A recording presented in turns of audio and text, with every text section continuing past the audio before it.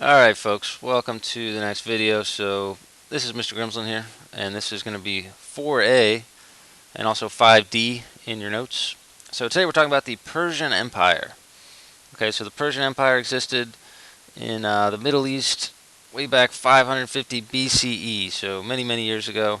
This is one of the great empires in the history of the world, and it's really one of the more underrated empires in the history of the world as well, and we'll see why.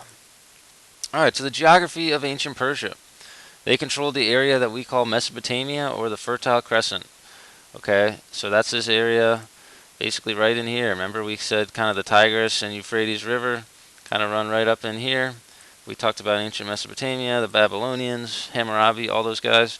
So the Persians are kind of the successors of that Mesopotamian culture. So they're going to kind of control all of this area in here. They're going to conquer Egypt as well. Okay, and they're going to have a big chunk of territory right here in Asia. So on your packets, you go ahead and shade all that in. Alright, so what made this Persian Empire so successful? Okay, their two leaders were Cyrus and Darius, and we're going to get into them more later. But basically, they were tolerant of conquered people. They developed an imperial bureaucracy. They constructed a efficient road system, and they had a belief in Zoroastrianism, which is a religion. I believe I spelled it wrong there, but we'll blame that one on Mr. Nolan. Alright, so number one, why was the Persian Empire so successful? The Persian Empire was tolerant of conquered peoples. Okay, so tolerant. You're going to see this word a lot. What does it mean? Okay, tolerant means that the Persians allowed the people they conquered to keep their own religions and have general control over their own affairs. So Cyrus, he was kind of the leader of Persia, and he would conquer territories, but instead of like enslaving them or killing everybody, he would kind of say, hey, you guys can rule here as long as you say that I'm in charge and I'm in charge of you. So they would allow those people they conquered to kind of have their own religion, have general control of their affairs, and this made life easier for them. Okay, so one of the things Cyrus did, actually, Cyrus the Great, was he preserved kind of the temple at Jerusalem. So a lot of people think that this kind of act of tolerance is one of the reasons that Judaism was actually able to continue through this time period. Okay, because keep in mind, before the Persians, there was just a lot of warfare going on, a lot of violence, slavery, that type of thing, with a group called the Assyrians, who we didn't learn about this year, but if you want to go in depth, you can go ahead and learn about that on your own. So number two, they developed an imperial bureaucracy. A bureaucracy means government officials. Okay, so they trained and employed government officials who actually know how to get stuff done. Surprise, surprise. Okay. Now, they installed regional governors in each area. Okay, so for example, this might be Area 1, this might be Area 2, Egypt might be Area 3, okay, Area 4 might be Asia Minor. So they installed those regional governors, and they're known as satraps. Okay? So those satraps have control over their own affairs as long as they pay tribute to the Persian king. Number three, they developed a road system known as the Royal Road. Okay, so this is part of that larger Silk Road that connects the East and the West. Okay, East being China over here. Okay, West being Greece, Rome, okay, Europe. Okay, so this Royal Road kind of stretches along here just like that. Okay, it probably has branches that go off in different areas. Okay, and it's going to connect the areas of the Persian Empire. Okay, so the Royal Road, another important aspect of the Persians. And here we see another picture of it, kind of branching off into different areas, generally connecting the East and West in the Persian Empire. Lastly, there's a development of Zoroastrianism. This is a monotheistic religion that's going to take hold in Persia. Okay, and this is one of the symbols of Zoroastrianism right here, and you're going to understand what that means in just a little bit. Alright, so Zoroastrianism. First of all, it's a monotheistic religion. Ahura Mazda, that's kind of the name of the god of Zoroastrianism, and this kind of belief system, Zoroastrianism, Ahura Mazda is the leader, he's the god, Okay, and he has also created like two different spirits. There's a good spirit and a bad spirit. So kind of all of life and all of the world is just one big conflict between good and evil. And the individual has to decide which side to support, good or evil. Is it light or is it dark? Okay, white and black. So kind of this dualistic idea. Okay, and it's a monotheistic religion, but it also is hugely influential to Christianity, Judaism, and Islam. Okay, because on Judgment Day, all individuals will be judged for their actions. Did you support the side of good, or did you support the side of evil? So it's very similar to like God and the devil in Christianity, or kind of similar ideas like that, where it's all about are you good or are you bad? Which side are you supporting? Okay, and the Zoroaster, he's kind of the important preacher of Zoroastrianism. Okay, and here's a picture of Mr. Nolan.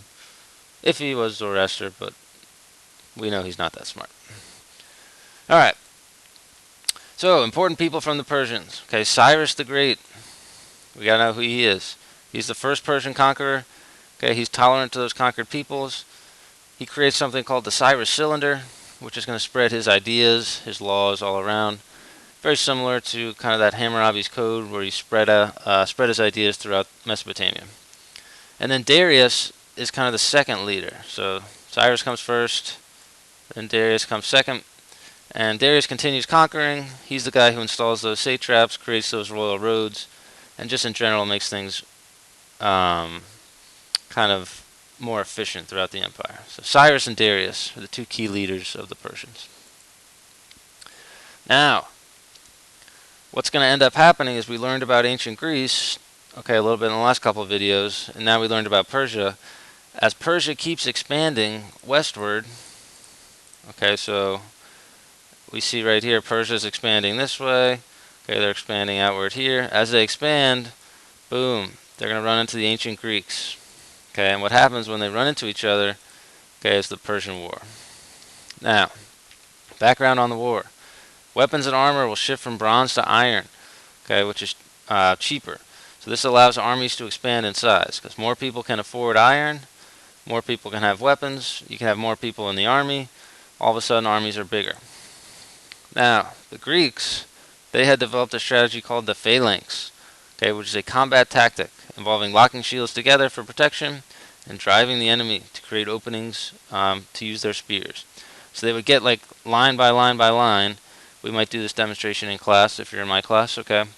And they're going to hold their spears out in front of them and their shields, and they're going to be a giant wall of people basically moving at you in mass, in force, okay? So it's a very new strategy at this time, and it's a very effective strategy. So that's what the Greeks were doing.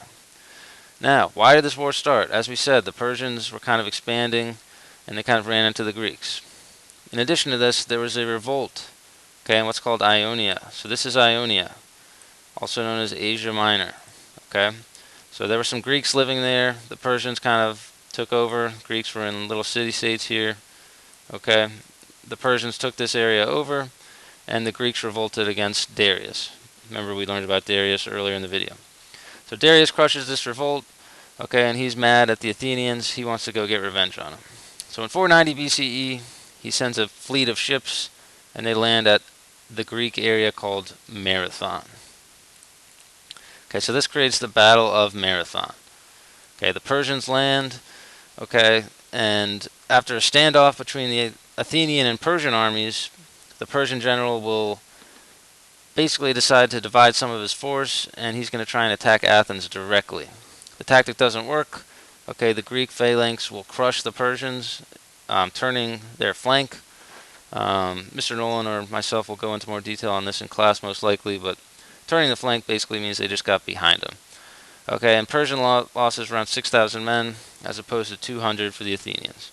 Okay, so the Battle of Marathon, the key thing we need to know, ends up being a victory for the Greeks. Okay, so the Greeks win the Battle of Marathon. Now, Phidippides, he was a Greek who was in the army. He was sent ahead to the city of Athens to warn them that the Persians were coming. So he ran 26 miles. Okay, and when he got there, he actually collapsed and died. And that's the reason we call marathons marathon, right? Because it's 26 miles. That's the distance Phidippides ran to get to Athens to warn them. Now, the next battle. Okay, the Persians are going to regroup, okay, over here in Persia. And this time, instead of going by sea, they're going to take the land route. Okay, so Xerxes is the king of Persia at this time. He's actually Darius's son. Okay, he's going to seize the throne and again invade Greece. So he takes the overland route, and he meets the Greeks at an area known as Thermopylae. Okay, Thermopylae, also known as the Hot Gates. So this is a famous story. 300 Spartans, okay, in addition to 7,000 Greeks, but the 300 Spartans are in the lead. They're going to meet this army at a very tiny mountain pass. Okay, so the goal is, the Persians have a huge army, yes, but if we make them come into this narrow space, their numbers don't mean as much. So for 3 days, the Greeks hold out, but eventually the Persians will figure out a way to get behind them. As the story goes, they were betrayed. Whether or not that happened or not is up for debate. But the Persians are going to surround the Greeks and defeat them. However, King Leonidas, king of the Spartans, and those 300 Spartans are going to hold out to the end, basically. They're going to sacrifice their lives to give the rest of the Greeks time to retreat and warn the rest of Greece. Okay, so the end result of Thermopylae is a Persian victory. Okay, it's costly, but it's still a Persian victory. Okay, so this is King Leonidas as portrayed by Gerard Butler, and here's King Leonidas as portrayed by Mr. Nolan. I don't think Mr. Nolan has as much muscle tone as King Leonidas, but we'll keep moving on. Alright, so the next battle. Salamis. After his win at Thermopylae, Xerxes will march and burn Athens.